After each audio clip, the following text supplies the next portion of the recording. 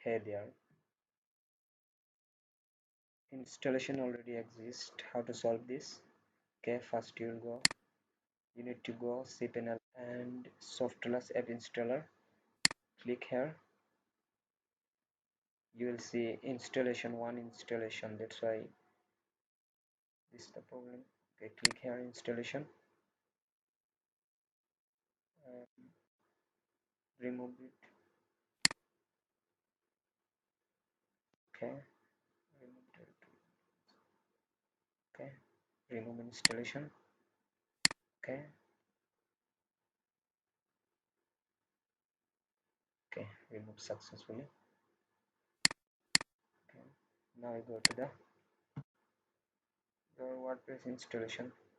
Okay, install.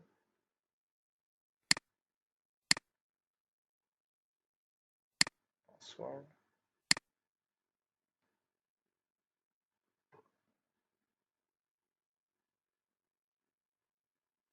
Install.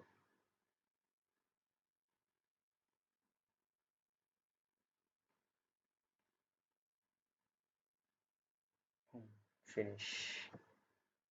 Now solve the problem.